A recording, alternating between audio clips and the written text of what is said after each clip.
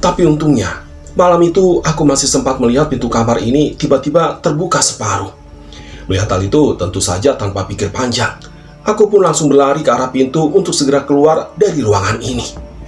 Ketika aku berlari, aku juga masih sempat melihat sosok anak kecil perempuan yang terlihat semakin aneh saja.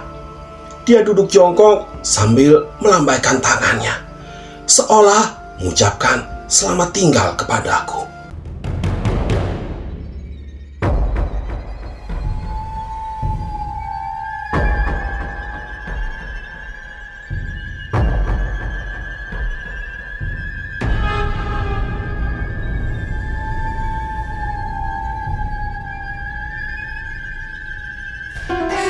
Bismillahirrahmanirrahim. Assalamualaikum warahmatullahi wabarakatuh. Ya, kembali lagi bersama Cerpen Horor. Cerpen Horor kali ini akan membacakan sebuah cerita dari akun Twitternya @lakunstory dengan judul Ruang Melati. Buat teman-teman yang baru saja bergabung, bisa membantu channel ini supaya bisa lebih berkembang lagi, yaitu dengan cara menekan tombol subscribe. Dan buat teman-teman juga yang ingin membaca kisah lengkapnya, nanti teman-teman bisa saja langsung mengunjungi linknya yang akan dicantumkan di kolom deskripsi. Baik, langsung saja kita bacakan ceritanya. Perkenalkan, namaku Yosi. Aku adalah anak sematawayang yang lahir dari keluarga yang bisa dibilang kurang mampu. Sejak lulus SMA, aku sudah terbiasa membantu orang tuaku bekerja karena selain kurangnya kebutuhan ekonomi, aku sejak kecil memang dididik oleh orang tuaku untuk menjadi sosok yang bekerja keras dengan harapan nantinya aku bisa merubah kehidupan keluargaku menjadi lebih baik dari yang sekarang ini. Walaupun berlalu begitu saja, keadaan ekonomi kami semakin lama semakin menurun karena memang tempat tinggal kami di daerah pelosok dengan segala keterbatasannya. Usaha untuk berubah menjadi lebih baik rasanya menjadi semakin lebih berat saja. Dan hingga akhirnya, berita itu pun tiba. Sore itu, ayahku pulang kerja dengan wajah yang tidak seperti biasanya. Matanya berseri-seri, seperti membawa sebuah kabar yang sangat bahagia. Ibumu mana, nak? Ucap ayah tanpa basa-basi. Ada, Pak, di dalam. Jawabku sambil terus melipat baju.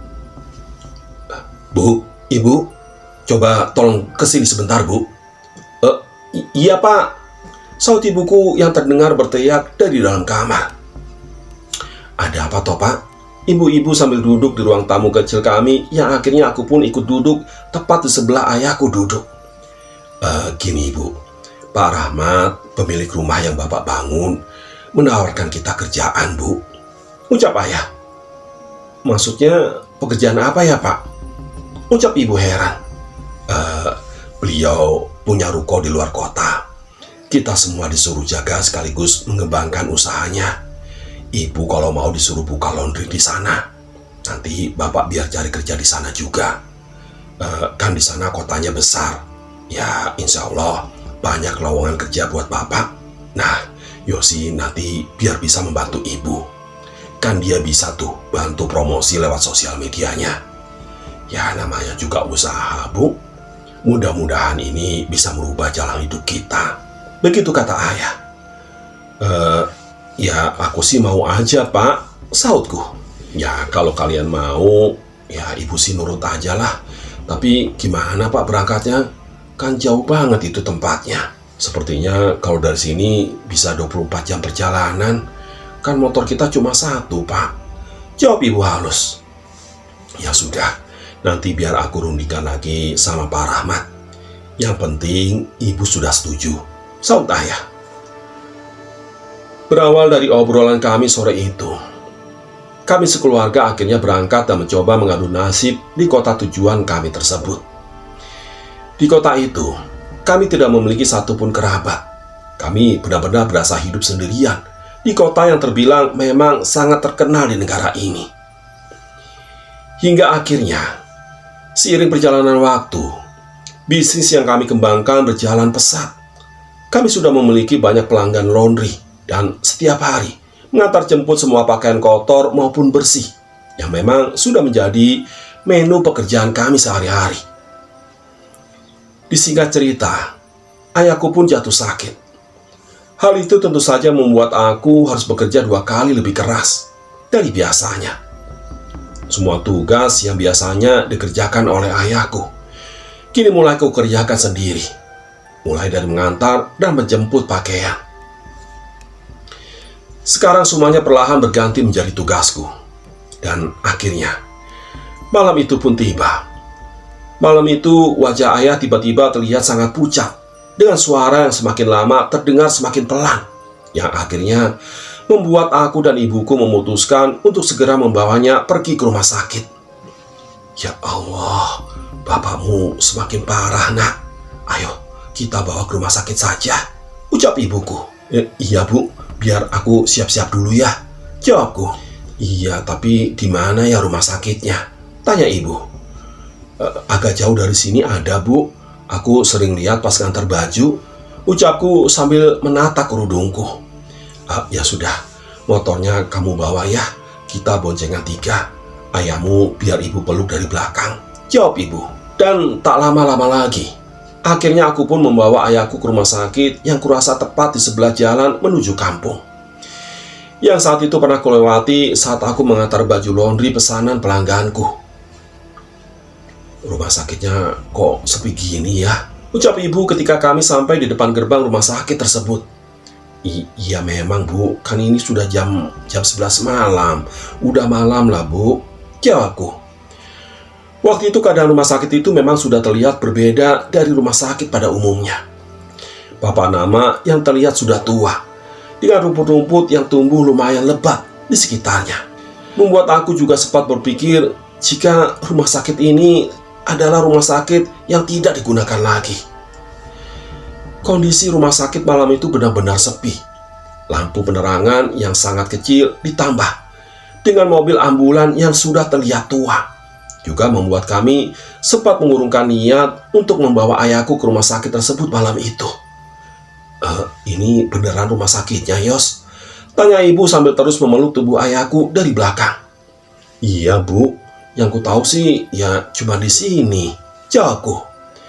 Ini sih puskesmas namanya, Yos, bukan rumah sakit. Lihat tuh, kecil banget, gak besar kayak di sinetron televisi, jawab ibu. Ya habis gimana bu, adanya cuma di sini, jawabku sewot. Dan belum selesai kami berdebat, tiba-tiba kami dihampiri oleh 2 pemuda memakai jaket yang kurasa dia adalah perawat di rumah sakit ini. Kami pun dibantu untuk segera menurunkan ayahku dan langsung diajak untuk masuk ke dalam agar ayah segera mendapat pertolongan. Malam itu, ketika ayah sedang diperiksa di ruangan yang memang tertutup, aku dan ibuku duduk berdua di samping meja registrasi dengan perasaan yang tidak karuan. Dan di sela-sela aku menunggu ayah diperiksa, aku memang sempat menoleh ke kanan dan ke kiri. Bahkan aku juga sempat berjalan-jalan mengelilingi semua ruangan yang memang terlihat berjejer di belakang tempat registrasi. Aku pun dengan santai berjalan dengan sesekali, membaca papan nama di atas pintu-pintu kamar yang sepertinya semua nama kamar di sini diambil dari nama-nama bunga. Waktu itu, aku benar-benar melihat kondisi rumah sakit ini sangatlah sepi. Hanya ada beberapa motor yang terparkir, dengan tidak adanya satu mobil pun yang terlihat berhenti, membuat perasaanku saat itu memang seketika merinding. Namun di sela-sela aku mondar-mandir, tiba-tiba ibuku mengagetkanku dengan menepuk pundakku dari belakang. Kamu jangan keluyuran. Itu ayah kamu lagi kritis, kok kamu malah mondar-mandir gak jelas kayak gitu sih, ucap ibuku. Iya bu, maaf. Ini rumah sakitnya besar kok bu. Tuh di sana banyak ruangan dan kamar-kamarnya. Aku tadi udah keliling untuk melihatnya bu, jawabku. Alah udah biarinlah, lagian kok masih ada rumah sakit kayak gini di kota yang sebesar ini ya, saut ibu sambil menarik tanganku untuk kembali ke tempat dudukku. Dan setelah menunggu beberapa lama, akhirnya kami pun mendapatkan kabar jika ayah terkena liver dan harus dirawat beberapa hari di sini hingga keadaannya mulai membaik. Pak Yusuf harus dirawat di sini dulu, Bu. Beliau harus mendapatkan perawatan yang lebih intens dari dokter. Terang mas-mas yang memakai jaket hijau yang memang sempat menolong kami tadi. Maaf Mas, saya mau tanya, kira-kira biayanya berapa ya Mas? Tanya ibu dengan cemas. Ini ada list harga-harga kelas kamarnya Bu. Mulai dari yang VIP sampai kelas 3. Tiap kelas kami hanya punya 2 kamar. Tiap kamar isinya beda-beda ya Bu, tergantung tipe dan kelasnya. Kalau biaya lainnya nanti tergantung gimana kondisinya Bu. Terang mas-mas tersebut. Ini maaf Mas, kalau ruang melati ini berapa ya? Kok kelihatannya murah? Terus isinya berapa ya? Saut ibu sambil melihat ke arah buku daftar kamar. Itu satu ruangan isinya 5 pasien Bu, tapi saat ini lagi kosong kok. Mending kalau mau ambil ya sudah, ambil kamar itu saja Bu, murah. Suami ibu insya Allah tidak lama kok di sini. Mudah-mudahan cepat sembuh ya Bu. Begitu kata mas-mas tersebut dengan sopan. Dan setelah selesai melakukan serangkaian proses registrasi, akhirnya kami pun memutuskan untuk melakukan rawat inap di rumah sakit tersebut hingga ayahku membaik. Malam itu, kami menempati ruangan yang bertuliskan melati dengan adanya 5 kasur dan 1 kamar mandi di setiap kamarnya. Hal itulah yang akhirnya membuat aku dan ibuku bisa beristirahat di beberapa kasur pasien yang kosong. Meskipun kami tahu tindakan itu sebenarnya sungguh dilarang. Dan singkat cerita, akhirnya kami pun tidur dengan keadaan yang tentu saja bersedih, karena waktu itu kondisi ayahku yang sama sekali belum membaik. Keesokan harinya, kami dibangunkan oleh mas-mas yang kebetulan sedang bersih-bersih di tempat tersebut. Kami ditegur dan diingatkan untuk tidak mengulangi perbuatan kami lagi, karena sejatinya kasur pasien tersebut hanya diperuntukkan untuk pasien rawat inap, bukan untuk kami yang bukan pasien. Dan setelah mendengar semua keterangan mas-mas tersebut, akhirnya ibuku pun memutuskan untuk pulang ke rumah mengambil barang-barang agar kami bisa beristirahat tepat di bawah dan di samping ranjang ayahku. Yos, ibu pulang dulu ya. Ambil tikar kecil, selimut dan termos. Kemarin malam ayahmu bangun minta minuman hangat. Kamu tolong jaga di sini ya. Jangan kemana-mana, ucap ibu. Iya Bu, baik, jawabku. Pagi itu, aku pun kembali melanjutkan tidurku. Karena selain tidak ada kegiatan waktu itu, aku memang memilih untuk kembali tidur agar suasana tetap sepi dan tidak mengganggu ayah yang memang sedang tertidur pulas. Karena mas-mas petugas kebersihan yang kurasa sudah tidak kembali lagi, pagi itu aku kembali tidur di salah satu ranjang pasien yang kosong. Sepertinya mas tadi nggak akan balik lagi. Udahlah, mending aku tidur lagi aja di ranjang ini. Mending gordenku tutup rapat biar nggak ada yang tahu, pikirku. Dan setelah aku memilih ranjang yang terdapat di ujung ruangan, aku pun menutup gorden yang memang disediakan di setiap ranjang yang ada di kamar itu. Pagi itu pun aku akhirnya tertidur pulas, ditambah badanku yang memang tiba-tiba terasa pegal dan sakit semua. Namun anehnya, ketika aku membuka mata, semuanya tampak berbeda. Suasana di ruangan itu tiba-tiba sudah larut malam, dengan keadaan yang terasa lebih sepi dari sebelumnya. Melihat hal itu, tentu saja aku seketika terkejut bukan main, dan langsung beranjak membuka gorden yang memang sebelumnya sengaja aku tutup rapat. Aduh, aku masa tidur seharian? Wah, nanti ibu bisa marah nih, pikirku. Namun ketika aku membuka gorden, aku malam itu melihat ayahku yang masih tertidur pulas dengan ditambah ada 1 pasien lagi yang berbaring tepat di samping ranjang ayah. Mengetahui hal itu, aku pun langsung merapikan tempat tidurku dan membuka semua gorden dan berjalan ke arah tempat duduk samping ayah agar pasien lain tidak terganggu. Di tengah-tengah aku masih bingung dengan keadaan di ruangan tersebut. Tiba-tiba aku mendengar suara pintu ruangan ini terbuka dengan perlahan oleh seorang perempuan yang kurasa dia adalah perawat di rumah sakit itu. Terlihat dari baju yang dia kenakan adalah baju khas perawat, lengkap dengan name tag yang tertera di bajunya. Aku pun masih mengingat dengan jelas namanya yang tertulis di dadanya, bertuliskan Melati. Dan tanpa menghiraukan hal itu, aku pun kembali memalingkan pandanganku ke arah ayahku, sambil berpura-pura tidak menghiraukan kedatangan perempuan tersebut. Malam itu, perawat tersebut berjalan tepat di belakangku sambil menaruh beberapa obat yang dibawanya, sambil tidak sedikit pun mengeluarkan sepatah kata. Karena aku tidak mau dikira sombong, akhirnya aku pun menoleh ke belakang sambil sedikit menggeser kursi yang kududuki, agar perawat tersebut bisa lewat dengan nyaman. Namun, ketika aku menoleh ke arahnya, aku tiba-tiba mencium aroma bunga melati yang sangat pekat. Anehnya, bau tersebut seperti bercampur dengan bau anyir yang sangat menusuk hidung. Karena perasaanku mulai tidak karuan, akhirnya aku pun memberanikan diri untuk menatap wajahnya sambil sedikit memberikan senyuman. Tapi, ketika aku mengarahkan pandanganku ke arah perempuan tersebut, malam itu tubuhku seketika gemetar tidak karuan. Seluruh tubuhku merinding dengan jantung yang berdegup kencang. Waktu itu, aku melihat wajah perempuan tersebut benar-benar sangat mengerikan. Mata sebelah kanan yang berlubang dengan seluruh badan putih pucat, membuat saat itu adalah saat-saat yang tidak akan aku pernah bisa aku lupakan. Perawat tersebut terus mengotak-atik obat-obatan di atas meja, kemudian menoleh ke arahku dengan tatapan yang datar, dengan tidak tersenyum sedikit pun. Melihat hal itu, tentu saja aku langsung menahan semua ketakutanku, karena waktu itu aku khawatir akan mengganggu tidur ayahku. Aku sekuat tenaga menahan semua ketakutanku, sambil tidak terasa aku sudah meremas tangan ayahku yang saat itu tetap tidak bangun dari tidurnya. Dan tanpa lama-lama lagi, aku pun segera memalingkan pandanganku sambil meneteskan air mata yang rasanya sudah tidak bisa lagi aku tahan.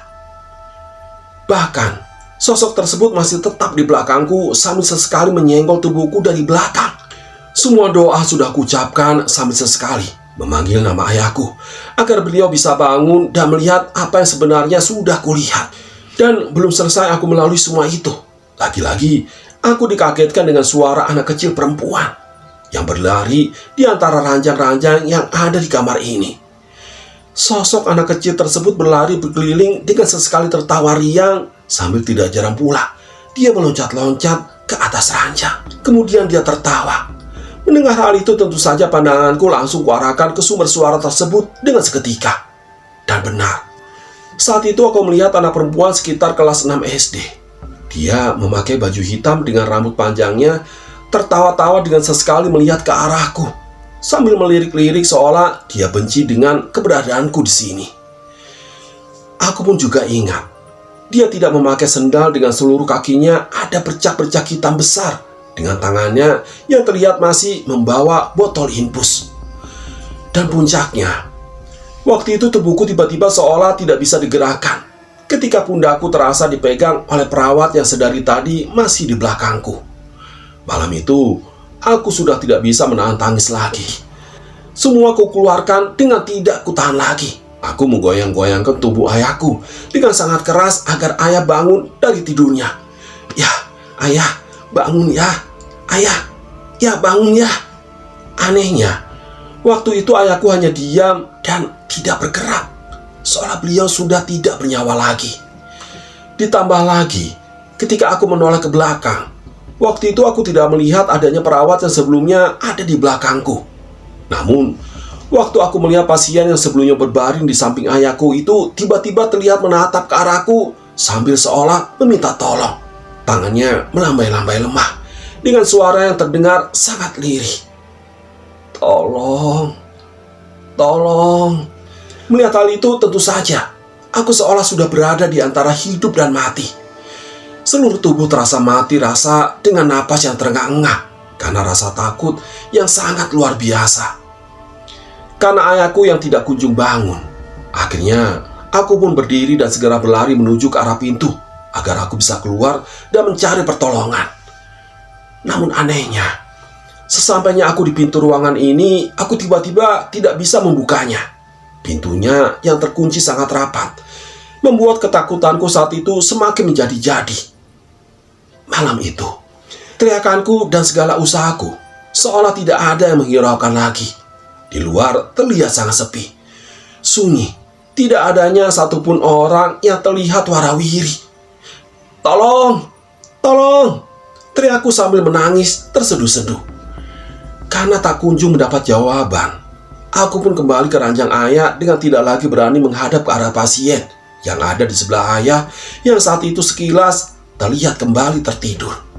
Waktu itu, aku langsung tidur tepat di bawah ranjang ayah sambil terus menangis tidak berhenti. Mulutku tidak berhenti berdoa dengan harapan agar aku segera bisa melewati semua ini dengan baik-baik saja. Malam itu, aku benar-benar merasakan ketakutan yang sangat luar biasa. Bahkan aku tiba-tiba teringat dosa-dosa dan hal-hal yang kulalui selama aku hidup. Benar sekali, waktu itu detik demi detik berjalan terasa sangat lama. Semua kulalui dengan perasaan yang sangat tidak karuan. Ditambah sesekali aku juga mencium aroma bunga melati dan suara anak kecil yang tertawa riang berlari ke sana kemari. Dan terdengar suara tertawa. Selang beberapa lama kemudian, tiba-tiba aku mendengar suara ada beberapa langkah kaki yang sepertinya memasuki ruangan ini. Suara kaki tersebut terdengar jelas memasuki ruangan ini dan berhenti tepat di antara ranjang ayah dan ranjang pasien yang tidur di sebelah ayah. Mengetahui hal itu, aku memberanikan diri untuk mengintip perlahan melalui sela-sela lubang yang ada di ranjang besi rumah sakit ini. Dengan harapan mereka yang datang adalah orang-orang yang nantinya bisa kumintai pertolongan. Aku kembali melihat ada 2 orang perempuan dan 1 laki-laki yang berdiri bergerombol di ranjang pasien sebelah. Mereka memakai baju serba hitam dengan mata dan hidung yang sudah membusuk tidak karuan.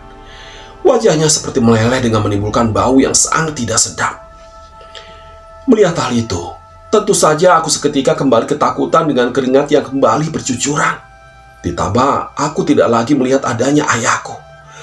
Ranjang yang awalnya ditempati ayahku tidur, waktu itu berubah menjadi ditempati sosok kakek-kakek tua yang memakai baju khas rumah sakit dengan kulit yang sangat keriput. Semua matanya berlubang, dengan kepala yang terlihat hanya tinggal setengah bagian. Membuatku saat itu tidak lagi bisa menahan teriakan.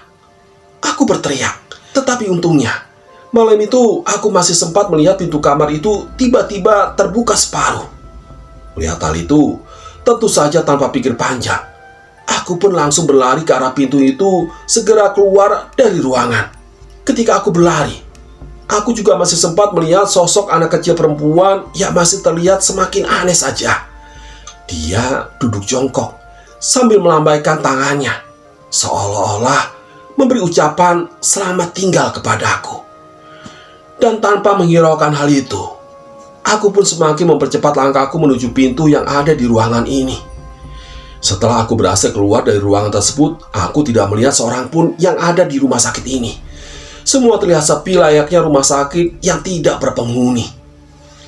Dan di saat itulah, aku semakin yakin jika ada yang salah dengan rumah sakit ini.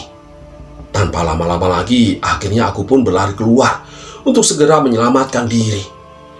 Sesampainya di luar, aku tidak lagi melihat motor-motor yang sebelumnya terparkir dengan rapi. Semuanya nampak aneh dan semakin membingungkan. Waktu itu, aku juga baru menyadari jika bentuk rumah sakit itu ternyata sudah berbeda dari sebelumnya. Bangunan yang terlihat lebih tua, dengan lingkungan sekitar yang terlihat sangat asing, membuatku malam itu seolah sudah pasrah dengan semua kejadian yang ada. Dan dengan segala harapan yang tersisa, aku pun terus berlari dan berteriak berharap semuanya akan baik-baik saja. Tolong ya Allah, tolong. Di mana aku? Teriakku sambil menangis terseduh-seduh. Akhir cerita, aku pun terus berlari ke arah jalanan yang akhirnya aku bisa mendengar suara ibuku yang terdengar sayu. Yos. Mendengar hal itu, aku pun akhirnya mencari sumber suara tersebut. Yang setelah aku dengar lebih dalam, ternyata suara tersebut bersumber dari dalam rumah sakit itu lagi. dan entah apa yang merasuki pikiranku. Waktu itu aku pun langsung berbalik dan kembali berlari ke arah rumah sakit tersebut dengan harapan aku akan berjumpa dengan orang tuaku. "Bu, aku di sini, Bu," teriakku. Namun belum sampai aku di pintu gerbang rumah sakit tersebut, tiba-tiba kepalaku pusing pening dan tanganku terasa ditarik seseorang yang tenaganya sangat kuat. Badanku terasa terpental hingga aku seperti tidak sadarkan diri.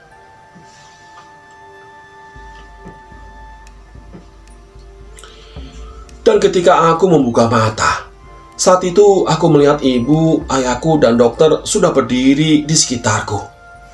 Waktu itu ternyata aku masih di dalam rumah sakit yang sama, namun di ruangan yang berbeda. Dan belum selesai aku kebingungan dan coba menanyakan apa yang sebenarnya terjadi padaku. Waktu itu ibuku langsung memelukku sambil mengeluarkan air mata. Menurut ibu, aku tidak sadarkan diri selama 5 hari. Keadaanku koma setelah entah apa yang telah terjadi kepadaku. Aku ditemukan di lorong rumah sakit saat setelah ayahku diperiksa beberapa hari yang lalu.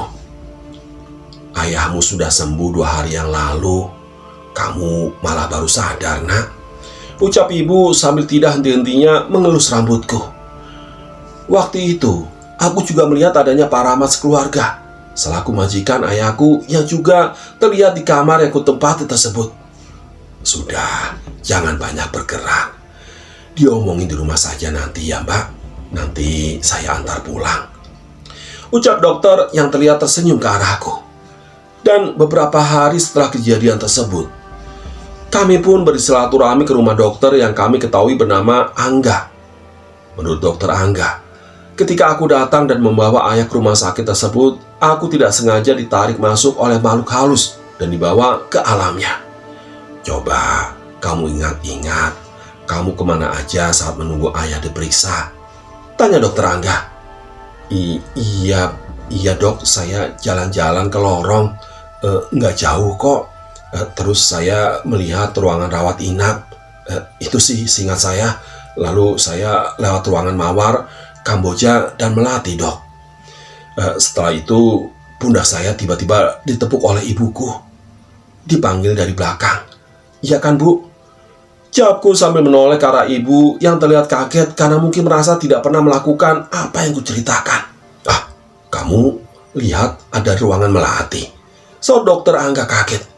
"Iya dok, ruangan Melati," jawabku. "Ruangan itu sudah tidak ada lama Mbak. Sekarang sudah jadi gudang tempat penyimpanan barang-barang tidak terpakai," ibu dokter Angga dengan wajah yang terlihat lebih serius. "Ada kok dok, malah ibu dan ayah milih agar ayah ditempatkan di ruang Melati," tanyaku balik sambil menoleh ke arah ibu. "Enggak kok Yos, ayahmu di ruang anggrek kelas 2, jawab ibu pelan. Mendengar hal itu, tubuhku seketika lemas dan seolah masih tidak percaya dengan apa yang telah aku alami. Menurut orang-orang, aku koma sekitar 5-6 hari dan dirawat di rumah sakit tersebut. Tapi sayangnya, semua itu berbanding terbalik dengan apa yang sebenarnya aku rasakan. Benar sekali, aku merasa tidak 5 atau bahkan sampai 6 hari, tapi hanya 1 malam. Aku pun akhirnya menceritakan semua yang kulihat dengan detail ke dokter Angga, yang memang saat itu tiba-tiba sangat penasaran setelah aku mengucapkan kata-kata ruang Melati. Menurut dokter Angga, dulu memang ada ruang Melati di klinik rawat inap tersebut, tapi sekarang sudah tidak difungsikan lagi. Ruangan tersebut sudah tidak digunakan sejak lama dengan alasan yang tidak bisa saya ucapkan.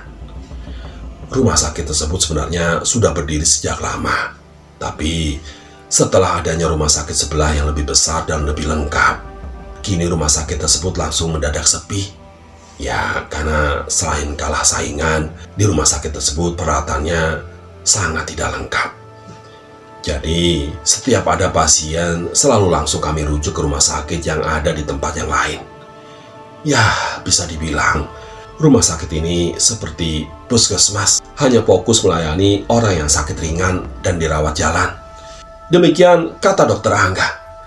Dan setelah kejadian tersebut, akhirnya aku pun sekeluarga kini hidup kembali seperti semula. dengan berbagai aktivitas yang rutin kami lakukan seperti biasanya.